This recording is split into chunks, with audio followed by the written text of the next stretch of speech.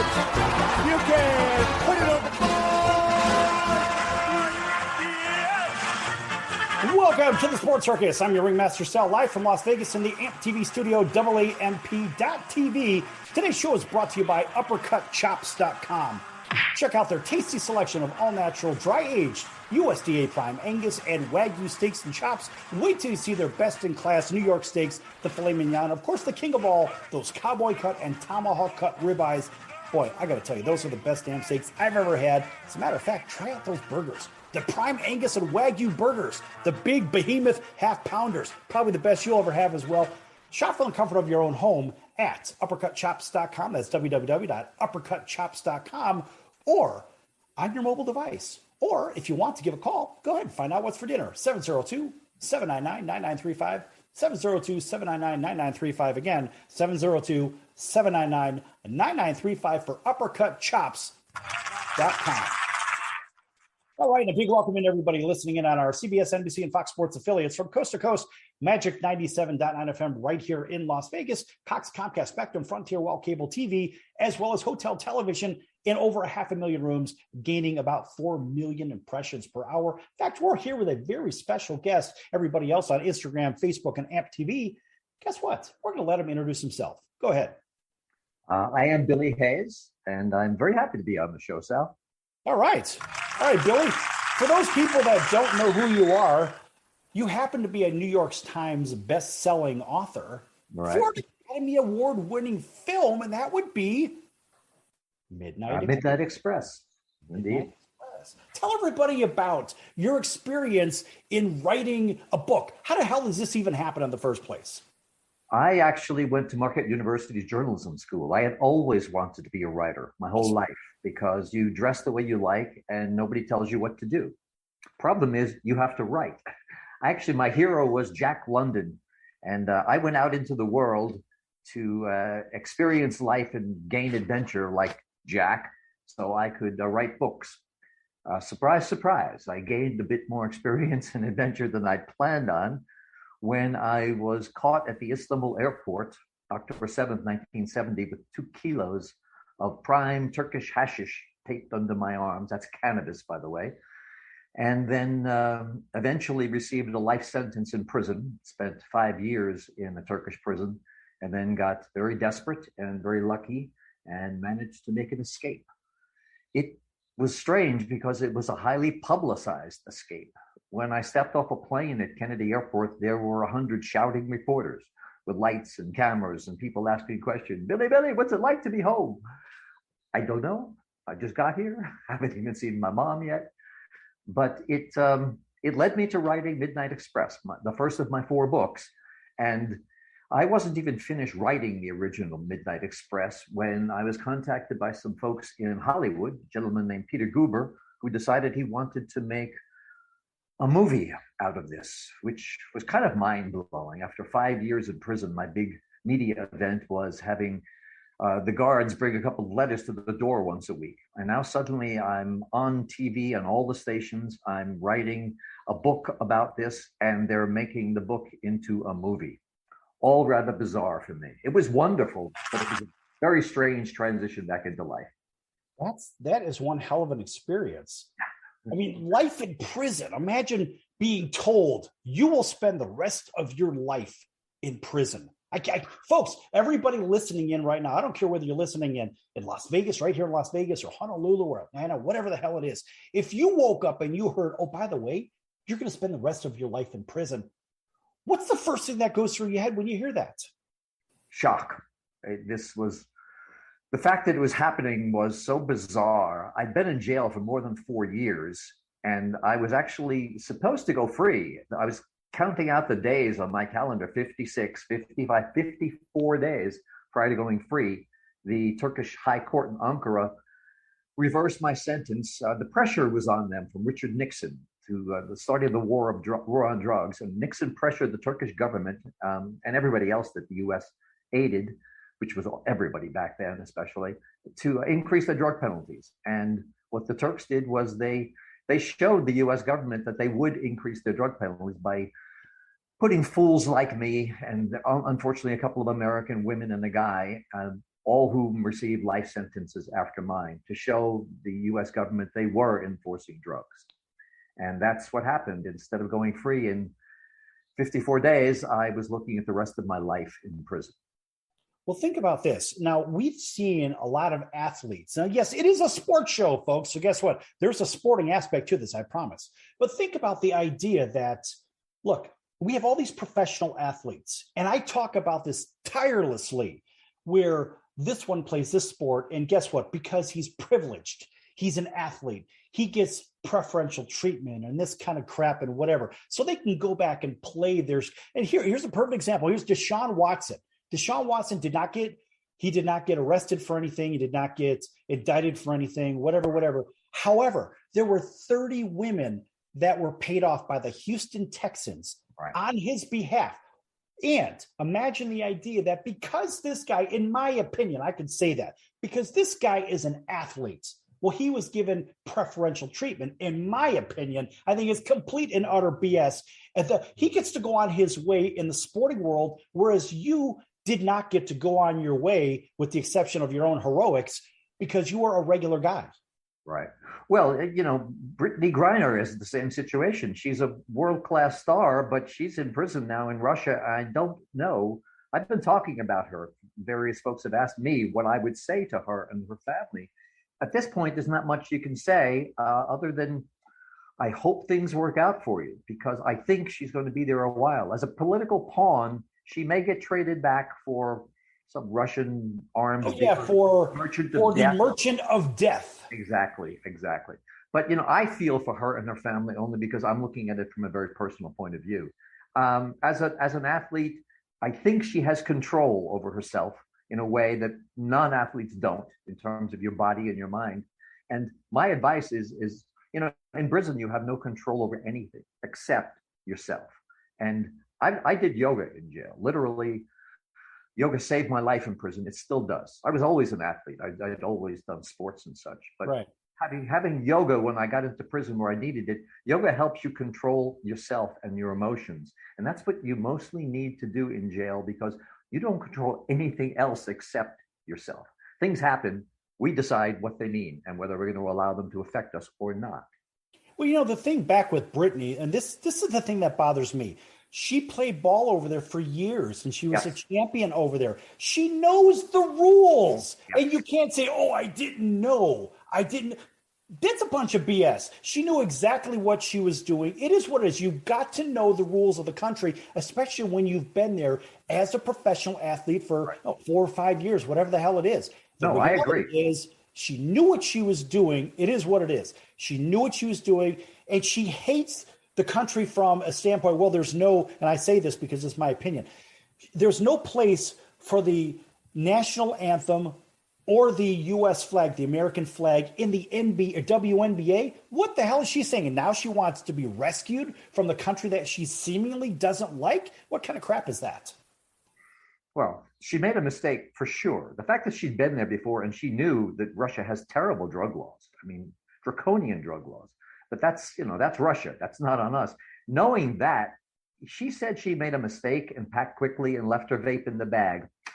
If you believe that, and I'm going to give her credit for that, that's just really dumb. Otherwise, she'd put it in there because she knew she needed it and she used it. And it does help pain. She's an athlete. A lot of athletes use cannabis to ease up the pain. Right. But knowing where you're going, take responsibility for your actions. I did a lot of high school and college lectures when I first got back. And what I would always say is you do what you like and know what you're doing. Means you take responsibility for your actions because you have to live with the consequences. Well, ultimately, if you're there, first of all, you have a staff around you as a professional athlete, and you know what the do's and don'ts are, because that's their job, is to handle all of the logistical everything, know the rules, translate them to you, et cetera, et cetera. She has no excuse, in my opinion, but she's leaning back on the country that she seemingly doesn't like. Well, guess what? Now, what they're probably going to do every day is they're going to play the national anthem, the Russian national anthem, and the U.S. national anthem every day to her, if you know what I mean. Just in case, right? In case you forgot it, that's how it goes. But look, Your circumstances were remarkably different. In the next segment, I want to dig a little bit more into those. And outside of yoga, I want to talk about the day-to-day grind. And of course, it is a mental day-to-day grind. I'm going to talk about the physical day-to-day grind. It's not like you're out there making big rocks into little rocks, right? No, we didn't have that sort of prison. We were just locked in. You get your sentence, you're locked inside, and then you have to survive. And you're also, what you have to do is you learn prison. Here's the way things are supposed to be, and here's the way they really are. You need to learn that difference very quickly. Right. And you know what? Let's dive into that in the next segment. I got to tell you, this is kind of a cool treat because we don't get to talk about this thing on a regular basis. It's usually sports headlines, or even music. And we have a lot of musical guests on the show. In fact, we recently even had a would-be government official on the show. We've had the mayors on, et cetera, presidential candidates. We've had them all on here. It's a circus, and we prove it every day. And guess what, folks? We're going to be back here with Billy Hayes and his incredible story that you can certainly read about in a film. Also, you can watch coming up. Back here in a few on the Sports Circus. Lots more to come. Don't go anywhere.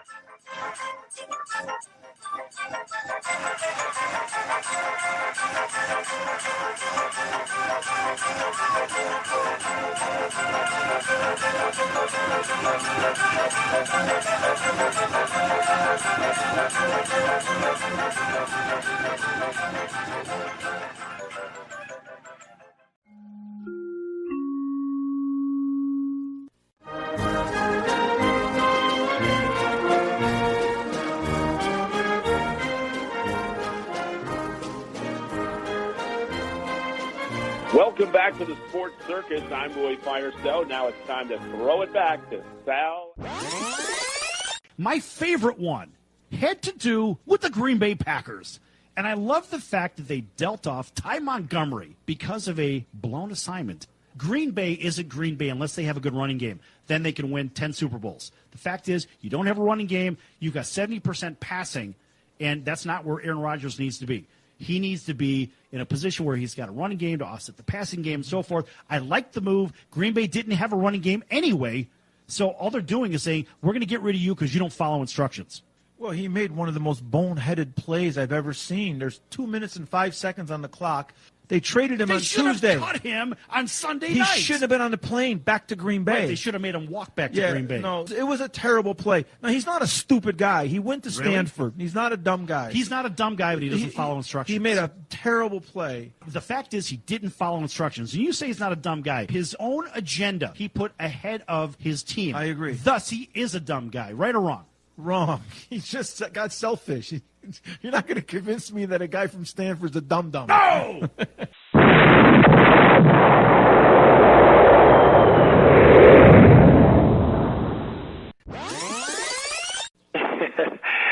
Yeah, this is Sidney Justin from The Miracles. So you heard yesterday's show at Roy Firestone. Did you hear a little clip about him going into the office where Smokey was at? And that was really good material, wasn't it? Yeah, that was really funny, man. Yeah, and then you heard him. I thought it was hilarious. It was cool, though. It was cool. Really cool story, man. I enjoyed listening to that. Right, and then he gave a couple of bars. Can you give us a couple of more from Ooh Baby Baby? And let's see if you could do it better than Roy Firestone. Come on, man! All right, you know what? Why not? I did you wrong. My heart went out to play, but in the game I lost you. What a price to pay. Hey, I'm crying. Ooh, baby, baby. How's that, man? That's Is that incredible. okay? Is that good enough? That's incredible. That's fantastic. You know why? Because that's what you do. You're in the incredible business, Sid. That's awesome. Yes. Only on the Sports Circus. You're going to get sports. You get music.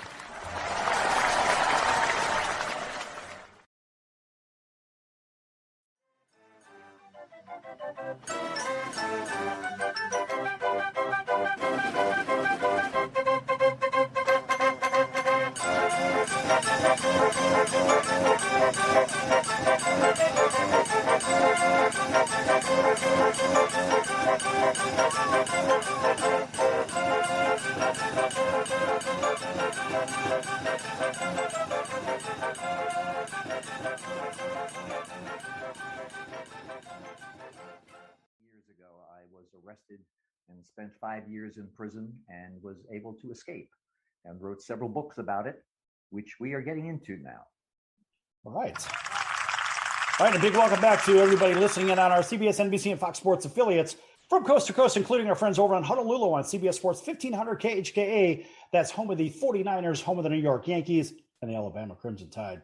Welcome in everybody over in Southern California that may be listening in, maybe you're not, over on CNBC and NBC News right here in Las Vegas, Magic 97.9 FM, KIOF over in Atlanta, WDJY 99.1 FM, and our friends over in Auburn, Alabama. Big hello to them, the Atlanta Braves Radio Network, WAUD, and 107.1 The River out of Fairfield, Louisiana, Natchez, Mississippi. Everybody else on Cox, Comcast, Spectrum, Frontier, Wild Cable TV, Hotel Television, and of course, Instagram, Facebook, AmpTV, AAMP.TV. Make sure you like, subscribe, and follow. Oh, it's like, oh, by the way, everybody else also on the Mars rover, too. What about those flat earthers, right? What about them? I don't know. I mean, is there a Mars rover? I mean, is this really happening? What do you think? I don't know. I hope they go off the edge. Let them tell us what they find when they go down. Isn't there some kind of a big ice wall or something some people talk about, right? 200 foot high or something? I think I've read about that somewhere, yeah, or seen it. But Okay. the white walkers are coming, so be careful. Yeah. Okay. So before we get into all of the story, because when we talk about the story, I want to ask you the question. Now, how many times have you flown Southern Hemisphere to Southern Hemisphere? I'm not quite sure what the question is. Southern Hemisphere to Southern. What do you mean? So, for example, if you've flown from Cape Town to Sydney, right? That kind of a thing. I actually went to Sydney twice. I flew from LA to Sydney twice. But you're going basically from the north down to the south. But what about if you're in the Southern Hemisphere? Let's say you're going from Cape Town to Sydney. Well, the funny thing is, if you do something like that, it seems as though that the flight patterns, now this is one of those things that make you say, it's kind of interesting. Maybe it is flat. Maybe the Earth really is flat. Why is Don't it? tell me that. Don't tell me that. Why is it? Hold the phone.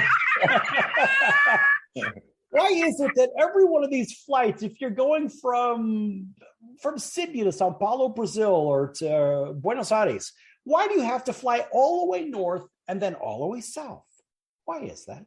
I don't know. Maybe you should go over the South Pole since you're down there anyway. That's what you should do. Yeah. Does it exist? I don't know. Maybe it's the South Wall, if you know what I mean. Yeah. I don't know. Anyway, but I was just wondering about that. Oh, by the way, folks, a very good friend of the Sports Circus, a friend of Billy's, and a friend of mine's, Bruce Perlowin.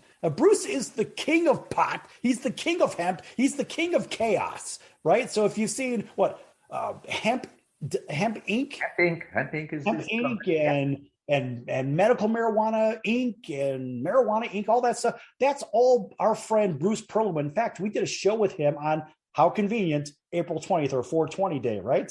So, right. It's remarkably timely. Well, right? Bruce was originally the king of pot, and I Yes. believe they're doing a movie about his story, which is incredible story.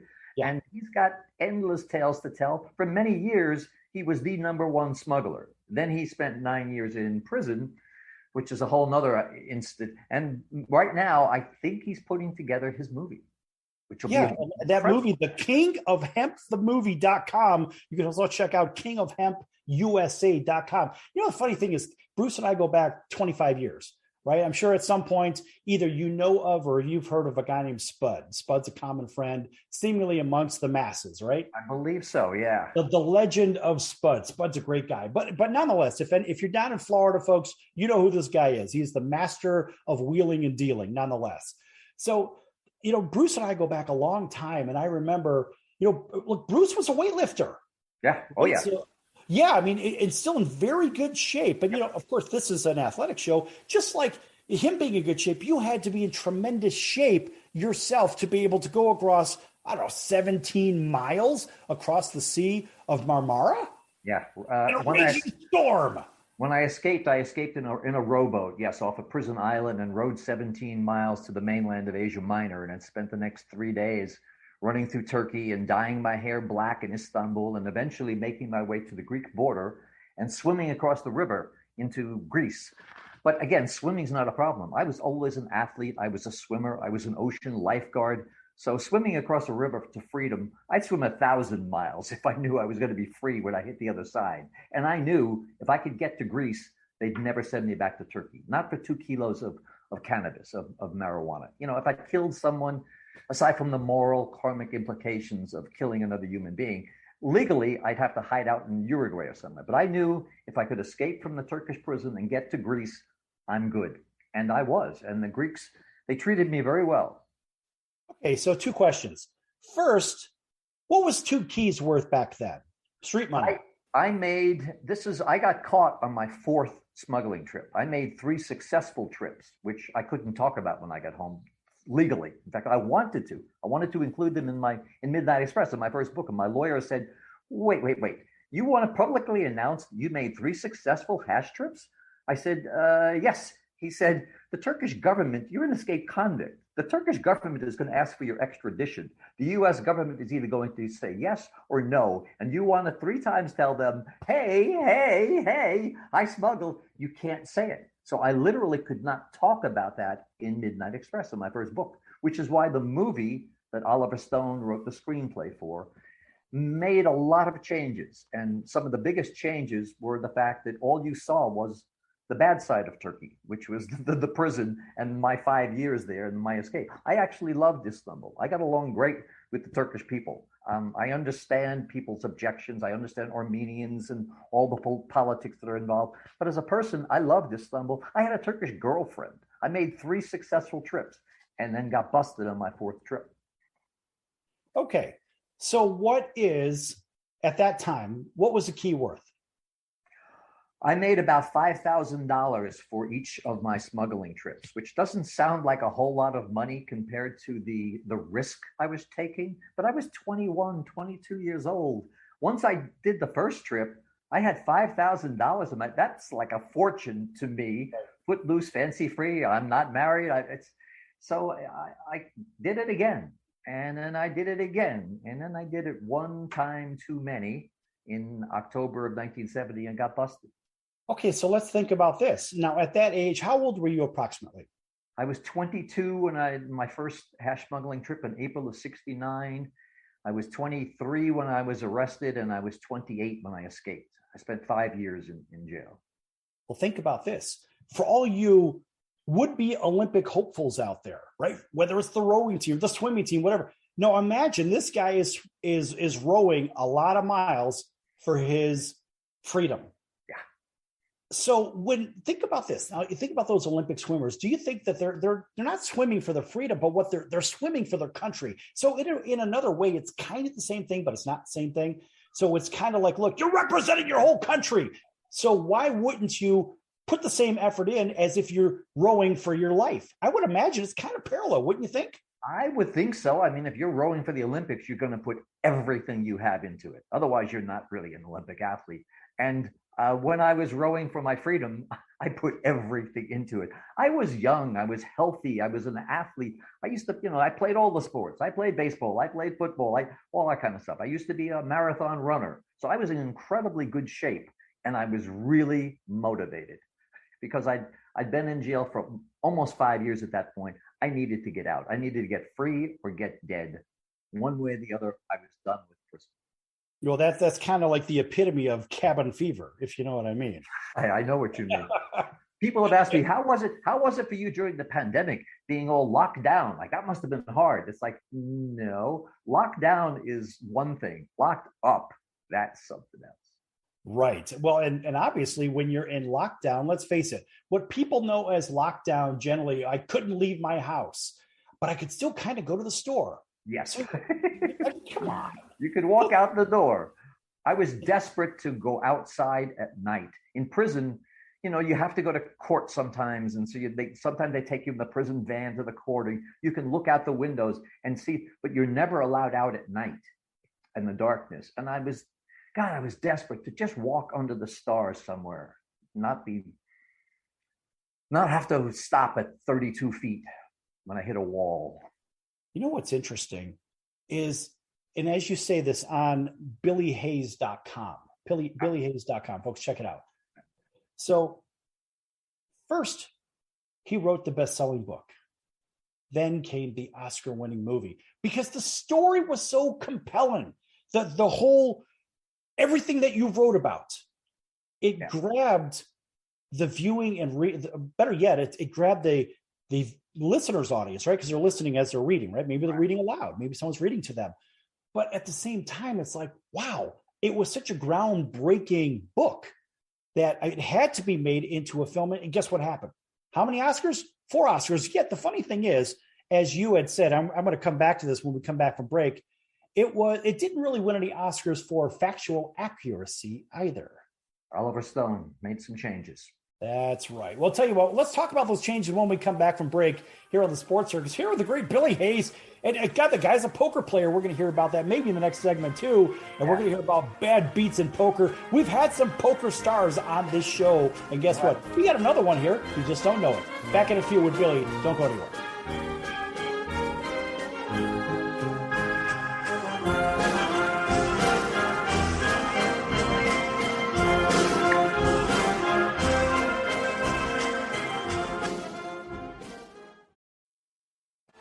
I'm your Ringmaster Sal of the Sports Circus. Join me and Hall of Fame world champion and all-star celebrity guest for chaos and controversy here on Libsyn and all podcast platforms. Also, thesportscircus.com. Remember, folks, it's a circus and we prove it every day. If you're trying to quit drinking or doing too many drugs, listen to me. You don't know me and we'll never meet. I had a problem like you once. I drank and used to party a little too much till it got out of control and almost ruined my life. I realized I needed help to fix my problem before it totally destroyed me. If you've tried to fix your drinking and drug problem and you know you can't do it alone, you need to call the National Treatment Advisors. They'll immerse you into a 30-day program to replace your old habits with new habits and totally change your life. And if you have PPO private health insurance, the entire program may be covered. Fix your problem right now before it gets any worse. Get clean. Call now and learn more. 800-957-6209. 800-957-6209. 800-957-6209. That's 800-957-6209. Do you own a timeshare? Well, face the facts. You made a mistake. You made a bad purchase. A timeshare is not an investment. It's a money pit that continues forever. If you use your timeshare, that's great. But if you don't and you want to legally get out of your contract, call my friends right now at the Timeshare Exit Hotline. They're an experienced team of lawyers who help good people like you get out of a timeshare contract that they just don't want. Don't throw away your money on maintenance fees. Use it for things you really want. We can help you end your timeshare contract and stop the money drain immediately. If you're ready to move on with your timeshare, call our team right now. Cancel your timeshare now with a free call. 800-298-3173. 800-298-3173. 800-298-3173. That's 800-298-3173. Attention business owners, you and your customers are listening to this commercial right now. Face it, every business needs customers, even yours. The Sports Circus is a primetime nationally syndicated program that's carried on ABC, NBC, CNBC, and Westwood One News affiliates, plus CBS, Fox, and NBC sports affiliates across North America with coverage from Hawaii to New York. Also, the Sports Circus is available to the 180 million subscribers on iHeartRadio, and the Sports Circus gets about 4 million website visitors per month, which could click through your website and bring sales. The Sports Circus provides great content featuring celebrity guests from sports and entertainment to our audience every weekday, which your company could greatly benefit from by increasing your visibility, foot traffic, eyeballs to your website, and calls from potential customers. Call us right now at 702-799-9935. Again, 702-799-9935. Or email us at info@thesportscircus.com. That's info@thesportscircus.com. Drive your sales today by advertising with the Sports Circus. Hey everyone, Dave Jackson here, ESPN rules analyst on ESPN Hockey, and you're listening to the Sports Circus.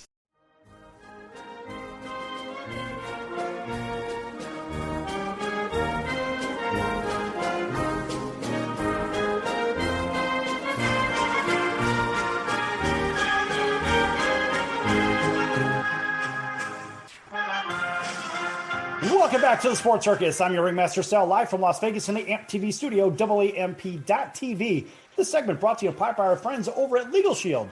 Legal Shield can help with traffic tickets, texting and driving, DUIs, court appearances, estate planning. Hell, maybe somebody found you smuggling something and you need a little bit of help. Contact Legal Shield. Maybe they can get you out of some hot water. Find out, get some more information from them. 213-245-1305. That's 213-245-1305. Again, 213-245-1305. Or visit online for more information at nocourt.us. That's www.nocourt.us, or email at info@nocourt.us. All right, a big welcome back to everybody. You know who you are. Everybody on TV, radio, streaming. We are here with Billy Hayes. Seems to be an Olympic rower, Olympic caliber rower. The guy can really move when he's got on fire lit under him, can't he? Thanks for coming back, Billy. Thank you. Desperate men do desperate things, and rowing 17 miles for me, that was the easy part. Once I got into the boat, I'd have rowed 1,000 miles. Again, I was young, I was strong, I was healthy, and I was so motivated. And I kept very healthy in jail. If you're weak in jail, you prey, P-R-E-Y. And so I was very healthy. And I used to do martial arts back in the day. But the thing is, I'm not real big. If you just turn around, there's somebody there waiting to kick your butt. And in prison, there are a lot of people waiting for it. I kind of got lucky in jail. My very first night, I actually got into a fight with somebody. And again, I'm not big, but I was very fast. And one thing led to another. I hit this guy in the face. He went down. And he started screaming, and the guards ran in, and his nose is bleeding. And they dragged me out and took me down to the basement and tied my feet up and beat my feet with this whippy wooden stick, which is called falaka, which is what penalty that if you and I are in a fight in jail and I'm all bloody, they beat you equally bloody. If you're all bloody, they'll beat me equally bloody. So it takes away the motivation to fight. You one way or the other, you're going to lose. So you need to get in, get out, and get away from it. Right. There's no winner in this one. So on BillyHayes.com, and this is, I'm going to take this right from your site. Folks, if you're just tuning in here, this guy is really cool. Check out BillyHayes.com. New York Times bestselling author. You may have seen that film, Midnight Express. Well, guess what? This is the guy that wrote the book. So it says, first he wrote the best-selling book, then came the Oscar-winning movie, and it continues on with now. In this engrossing, spellbinding one-man show, Billy recounts the true story of his time in Turkish prisons and his brazen, harrowing escape. It's an epic journey of self-discovery, a cautionary yet uplifting tale of desperation, determination, and personal transformation. Hayes was arrested at the Istanbul airport in 1970 with 2 kilos of hashish taped to his body. The Turkish High Court sentenced him to life in prison. 5 years later, Billy escaped from the island. The prison, that is, in the dead of the night, rowing 17 miles across the Sea of Marmara in a raging storm. And on his return to the U.S., Billy wrote Midnight Express, published, this is the part that I like, published in 18 languages. Yeah. That's incredible. And you know what that tells me? Show me the money! That's crazy. I got very lucky. Most guys coming out of jail don't even talk about it. They don't want to. Which is psychologically is very difficult to keep all that stuff down and in. It's like guys coming back from the war, not talking about, keeps it in, it eats you up. Right. Now, in the last segment, I did mention, and you said, we're going to have you expand upon this. Look, of course, on this website, it says, if you've seen the movie, you might think you know Billy's story, but you probably don't. Midnight Express didn't win any Oscars for factual accuracy. While the film was about prison, a chilling exploration of the depths of incarceration in a foreign land, writing the Midnight Express with Billy Hayes is actually about the prisoner. So talk about the movie Midnight Express and then writing the Midnight Express with you. Well, the movie Midnight Express came out in 1978 at the Cannes Film Festival. They premiered the film, which was an amazing thing to do. And it exploded. And I had my life exploded across the screen and across the world. Luckily for me, at the same time, the same night that the film premiered, at the gathering across the street with Rhoda Barrett and people talking to me, and I was totally blown away. I just watched this movie in front of me for 2 hours, and the memories in my head, and people are cheering and screaming. I I wasn't really proud of getting arrested. I was proud of surviving and escaping. I wasn't proud of putting my parents through 5 years of hell, which I did. It's because I wasn't taking responsibility for my life. But when the movie hit, it exploded. And late in the last 7, 8 years now, I've been doing a one-man show, riding the Midnight Express with Billy Hayes, as you said, telling these stories that I've been telling, only I put them in a stage presentation form. I've been doing a lot of acting. I've been a director and done dozens of theatrical pieces. So this gave me a chance to tell the story in my own words now, all these years later, put some perspective on all of that. And I didn't want to do it. I kept thinking, people are sick to death of hearing all this Billy Hayes stuff. But friends actually convinced me, and they were correct, that no, actually, people are still interested because the story transcends my own little life and my little thing. It's a much bigger thing. Everyone relates to the theatrical piece. Afterwards, I do a Q&A, and people have told me, because most everybody's been there one way or the other, down in a deep hole somewhere in your life, struggling to get out. My story was a little bit more compact and dramatic, but it's the same. People relate to the show because they've been there and they know when you're struggling. And the fact that I made it out, and that's what happens by the end of the show, I tell them that. And it's kind of an inspiration to them, which of course is wonderful for me to hear, because I need that kind of stuff. I need to balance my karmic scale and put some good inspirational stuff out there for folks, as opposed to the pain and grief that I caused everybody who loved me back 50 years ago when all this craziness happened. Well, it sort of reminds me of, if you're doing a stage show, it's kind of like Chaz Palminteri was doing the Bronx Tale, A Bronx Tale on stage, sort of giving a discussion of it. And I think that's kind of the path that I'm hearing here. Is that correct? Yes, very much so. It's very similar to that. Yeah. And I had a chance to do it. And once it hit, we were around the world. I did it for 7 years. If it hadn't been for COVID, I was about to do it in Las Vegas. In fact, we're hoping that we still will, and somewhere in the near future. I love doing the show. As a matter of fact, so taking it from your site again, it says Riding the Midnight Express with Billy Hayes had its world premiere in the Edinburgh Fringe Festival way back in August of 2013, with a return engagement at the Fringe in 2014. Right. Shows had 2 critically acclaimed runs off Broadway, and toured the world from London Soho Theatre to Melbourne, Australia. In 2017, it played to sold-out audiences in Beirut, Lebanon, and additional Middle East are being planned. And Riding the Midnight Express with Billy Hayes had its Los Angeles premiere in the summer of 2017. Since then, you, Billy, have made several regional appearances. Audiences, of course, right here in Las Vegas saw the show's last performance just a few years ago. And of course, we're going to see that again now that everything is obviously back open again. And hopefully, when do you think we could see it again? Yeah, inshallah, as we used to say in Turkey, soon, I hope. Now that the COVID seems to be fading, now that theater and such is coming back again, my producer, we've got a couple of projects going, and one of them is reviving the stage play. I'd love to be doing it again. Okay, so if you go back to the stage play, I mean, look, there are plenty of venues here in Las Vegas. I mean, this is the entertainment capital of the world, right? Look, folks, you could say it's LA, you could say it's New York. No, this is the entertainment capital of the world. And look, this is even now one of the food capitals of the world as well. We've got some of the greatest food here. Yes.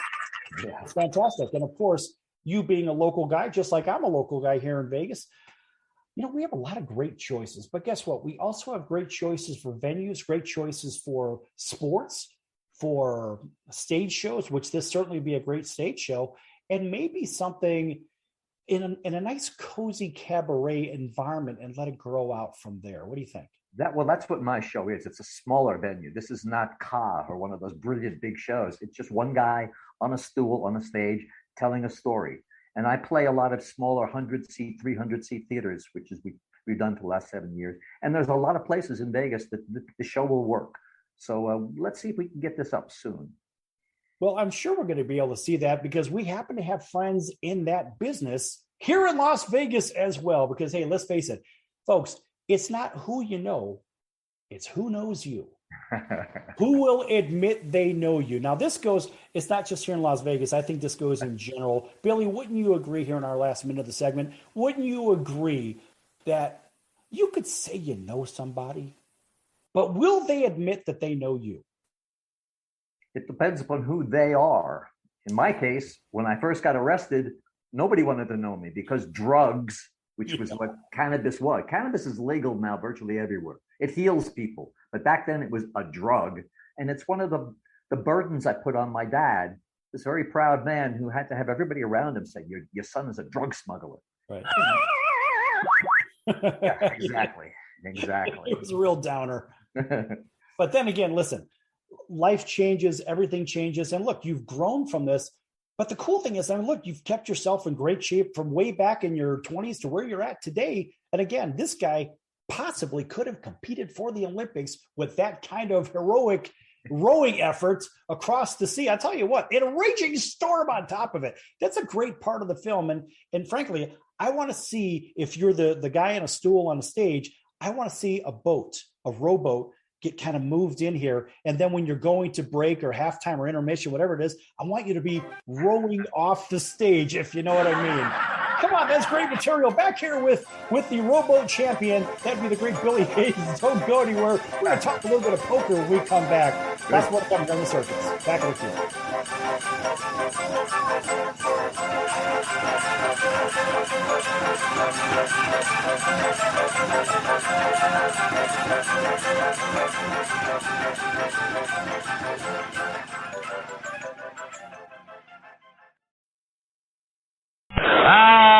Can't beat fun at the old ballpark, friends. High pop fly. That would be a home run in a phone booth. I don't know what the big deal about Cracker Jack is. Did you ever go and buy a pack of Cracker Jack thinking you'd get a prize and find no prize in the box? Here's the pitch. That might not sound important to some people when you're a little kid, especially from humble origin, and they cheat you out of a prize. There's a bouncing ball. Second baseman has a Barbary over to first. It's hard to think in laudatory terms of the product. I think if there was an occasional box of Cracker Jacks that found no prizes for the little Harry Carey many years ago. You got that right. And boy, when a box of Cracker Jack to me meant a lot of money. Here's a pitch, bounce foul. That's the most asinine marketing I've ever heard of. One ball, one strike. These guys say, well, you sing about Cracker Jack. I said that I only sing it because it's in the song. Here's a pitch foul back. And I wouldn't be a bit surprised, even to this day, some youngsters who buy a box of Cracker Jack don't find a prize in the box. One ball, two strikes, 2 out. Well, if you're going to talk about our congressman being crooked, here's a pitch foul out of play. Why not talk about commercial products who don't do what they represent to do? They told me when they hired me it was a temporary job. Born and raised in St. Louis, and you can imagine the Cardinals were my favorite team from the day I could remember. And all of a sudden, the miracle of life, I'm broadcasting Card games. I own the town and broadcast them for 25 years, and I thought they're going to give me a gold watch, and they gave me a pink slip. Then I went out to work for Charlie Finley for a year, and that's par for the course. Came to Chicago, and I was with the White Sox 11 years, and now with the Cubs. Never missed a game, never missed a time at bat, never missed a half inning that I was supposed to do. You know, Chicago is such a marvelous city. Hey, we got some Chicago people. You know, you never succeed in this business until you've had the experience of working with a terrible hangover. Not until you've been able to come through with flying colors under those circumstances can you consider yourself a professional. Lord knows, I've had more than my share of hangovers. There's a drive, way back. It might be, it could be, and it is. Holy cow! This crowd is wild. Quiet, numbskulls, I'm broadcasting.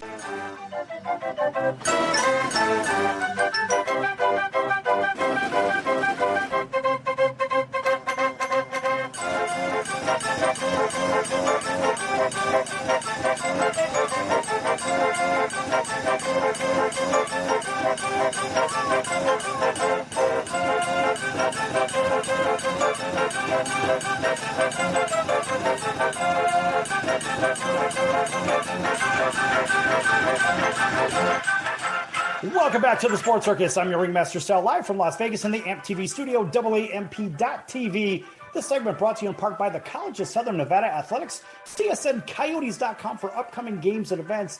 That's CSNCoyotes.com for the College of Southern Nevada Athletics. Check them out, folks. All right, a big welcome back to everybody on our CBS, NBC, and Fox Sports affiliates from coast to coast. Magic 97.9 FM right here in Las Vegas. Cox, Comcast, Spectrum, Frontier, Wild Cable TV, Hotel Television, and 500,000 rooms, plus from coast to coast. And Instagram, Facebook, and AMP TV. Make sure you like, subscribe, and follow. We are here with Billy Hayes, who happens to be an incredible writer, a New York Times best-selling author, as well as a pretty good rower, a pretty good swimmer. He's good in martial arts, and he's also a poker player. Talk to me about poker. I learned poker. I played poker with my grandma in the Bronx with my mother and my father, and my granny would play poker with us, and she'd actually like take our nickels and dimes, and my mom would say, "Nana, give them back. That's their lunch money." And she'd say, "No, nobody gives back money in the real world. Teach them about the real world." And then, of course, as she's leaving, she slipped you a couple of dollars. But I've always played poker. I've always been a poker player. We played poker in jail. Again, I played poker in places where sometimes the worst thing you can do is win all the money because everybody knows you have it. And not only do they know where you live, they literally know where you sleep. They know where your club is, and you just won all this money. So gotta be careful playing poker and where you play. That's for sure. That's interesting. It's like I have a Game King slot machine in my house, and whenever I have a big win, right? So it's like a hand pay thing. I actually have to give myself the tax form, and I actually have to pay myself. So it doesn't really pay to be a big winner on my own machine. I won a $200,000 jackpot, but then I had to pay myself, and I couldn't pay myself. It was ridiculous. But nonetheless, so you've been in the World Series of Poker as well. Yeah. I played this year. Bruce Pearlwind, King of Pot, entered me and Hemp Inc. into the World Series. I played the first day and actually got knocked out the second day with what we discussed earlier. It was a very bad beat that none of your listeners want to hear, but it broke my heart because I loved the World Series. The energy. I mean, I've done a lot of poker in a lot of places, but nothing is quite like this. People from all around the world playing and the intensity of what's going on. And what you realize is one of these guys, the rooms over there had thousands of guys sitting around the tables. One of them is going to win $10 million, which they did eventually, 7 days later. But I wasn't one of them. So let's see what next year brings. Right. Show me the money! That's all I want, man. Just show me the money. Let's see where it's coming from. Me too. But you know, there's a lot going on in these poker games. So we had who's the color commentator from the World Poker Tour? Vince Van Patten. So we had Vince on the show. Vince was a lot of fun. Vince is terrific. Man. Just an electric personality. One of those guys that he's got stories. Vince has got some stories. Yeah. Boy, he's got some great stories. Yeah. So we've been fortunate on this program to have guys like you and Vince and Daniel Negreanu and just from the poker world, Raymer as well, Fosselman Raymer, right? We've had some great personalities on here, but at the same time, there's so much going on at the poker table that people think, oh, you're just playing cards. No, there's a lot of probability. There's some statistics going on.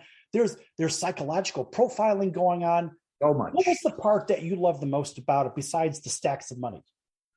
Besides the stacks of money, exactly. I'm actually an actor and a theater director. I've done dozens of pieces as an actor and a director, and I love the process of sitting around in the circle, rehearsing and working with other actors.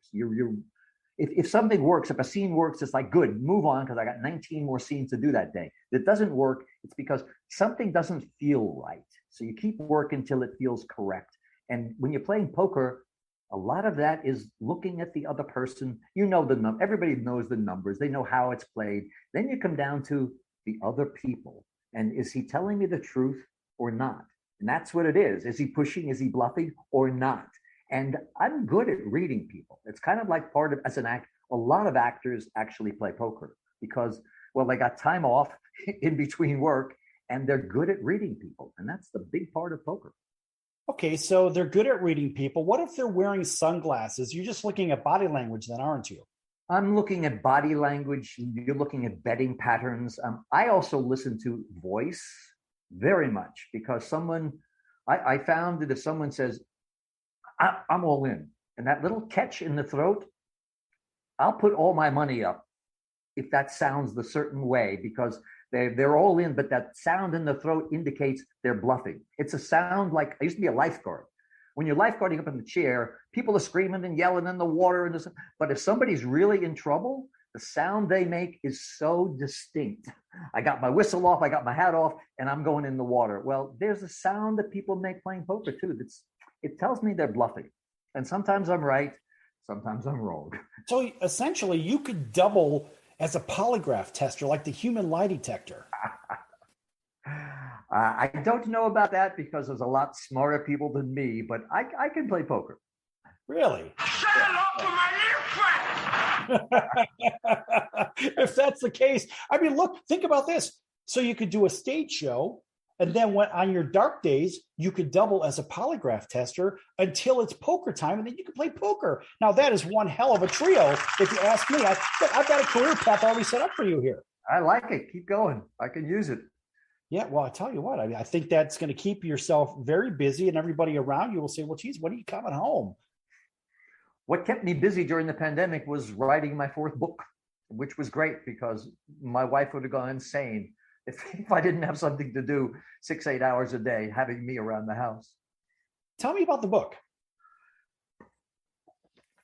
This is the fourth book, Midnight Express Epilogue, Train Keeps Rolling. The first book was Midnight Express. Then 10 years later, I wrote another book, Midnight Return, which is sort of a follow-up. And then this book came 20 years later. It's sort of a wrap-up of my life, where things have been. And it's a tribute to my parents in a way, too. I discuss my parents in this book quite a bit. And I actually got to go back to Turkey, go back to Istanbul in 2010. Yes, they were making a documentary about me. A husband and wife team who I'd known for years heard me talking about how I would love to go back to Istanbul and reconnect with the Turkish people. Again, Turkey hated me for the movie and for the courtroom scene in the movie where I'm being resentenced to life and Oliver Stone's words come out of my character's mouth, which is, you're a nation of pigs, I blank you all, I blank your sons, I blank your daughters. Well, Turkey didn't like that very much. The insanity of that, I mean, you've just been sentenced to life in the country and you curse out publicly, it made no sense. What I actually said was, if you're going to sentence me to more prison, I can't agree with you. All I can do is forgive you. Forgive you, blank your sons and daughters, big difference. The world heard blank your sons and daughters. The Turks heard that, and they hated me for that scene in that movie. I didn't say that. That's Oliver Stone's words. So I got a chance to go back in 2010 and talk to the Turkish people and talk about what we're doing here in terms of, the book and the changes between them and how I felt about the country. And that was very cathartic. Writing the book was the most cathartic thing I could have done. After 5 years in prison, when I got out, everybody said, you really should talk to a therapist. I said, oh, I don't need therapy. I'm fine. I desperately needed therapy. But I got home on a Friday. By Monday, I was writing the book. And that truly was the therapy. Getting it out of me, having the story stick to the pages helped me so much. And I've been talking about it ever since. I kept thinking I'm going to get away from all this. But no, people are interested in the story, again, because they've been there one way or the other. Everybody's been down in a really dark hole and having everything on the line, and they can relate to the stage play. It's why people liked what I was doing. And it was good for me, obviously. I've been talking about this forever. Must be therapeutic. Well, look at the impact you've had here in our last couple of minutes of the show. I mean, you've had an enormous impact in the entertainment community, in the writing community, and in real life, too. For all those people that think that you've had it rough, you haven't had it rough. Ask that guy. Right. That guy knows a little bit about having it rough, if you know what I mean. My life, if nothing else, is a cautionary tale. I used to do a lot of college lectures, and I would literally walk out into the front, spread my arms, and say, if you're this stupid, look what can happen to you. And all these college heads would nod. But the truth is, they don't really know. Ignorance of the law is not an excuse. You have a joint behind your ear in Nevada, it's legal. You cross the border into, I don't know, Utah or however it used to be, it's a couple of years of your life. There's a geographical distinction in legality, and you'd best be aware of that, especially if you're young and you think you can get away with anything, as I did. I thought I was invincible. That's how stupid I was. All right. So listen, Billy, I want you to take a minute and tell everybody about what's coming up for you, your book, where they could find you, how they could sign up to your newsletters, et cetera, et cetera. And frankly, you've got a very interesting story. We just don't have enough time here. It's just that simple. So take a minute and talk about all that, how to follow you on social and so forth. Okay. Well, the only social media I am on is Facebook. This dog don't tweet and I can't do any of the other stuff. I used to have a 16-year-old next door who would come over and say, fix this or fix that, or don't hit that button again. And then I wouldn't hit it again. But I'm on Facebook. I've got 4 books out now. The last book is, as I mentioned, the Midnight Express Epilogue, which is sort of a follow-up of Midnight Express, Midnight Return. If you go to billyhayes.com, it's the website that's been put up by my producer.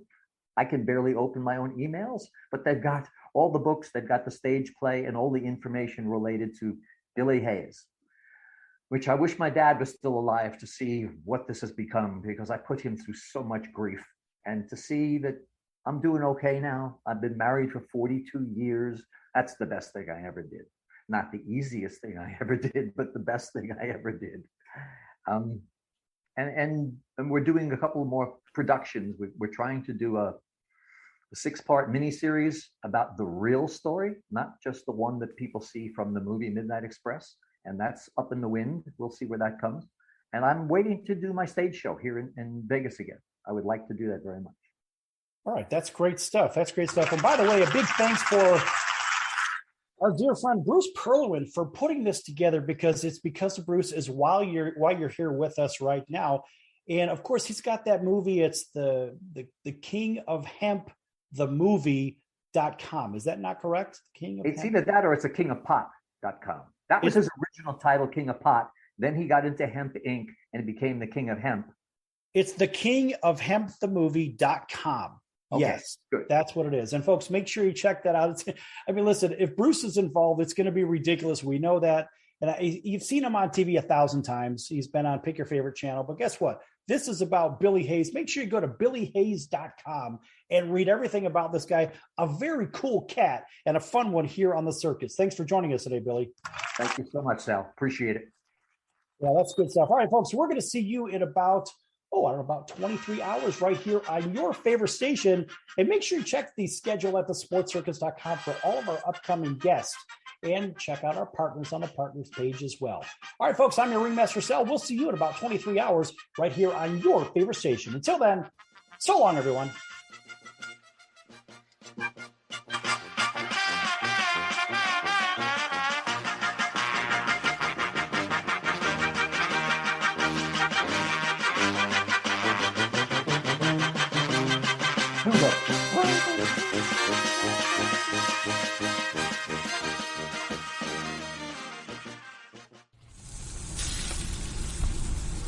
That's the sound of sizzling, dry-aged USDA Prime Wagyu and Angus steaks from UpperCutChops.com. Their best-in-class filet mignons, New York steaks, and the king of all steaks, the tomahawk and cowboy cut ribeyes are the best in the business. Even their Prime Wagyu burgers will likely be the best you've ever had. Browse the full selection of steaks and chops at UpperCutChops.com from the comfort of your home or on your mobile device. UpperCutChops.com delivers all-natural, dry-aged USDA Prime Wagyu and Angus steaks and chops directly to your door, without the hassle of going to the grocery store and fight crowds to pick from a small selection of average at best meats with injected steroids, fillers, and coloring added to look good. Find out what's for dinner at UpperCutChops.com or call 702-799-9935. That's 702-799-9935. 702-799-9935. Or make your selection directly at UpperCutChops.com.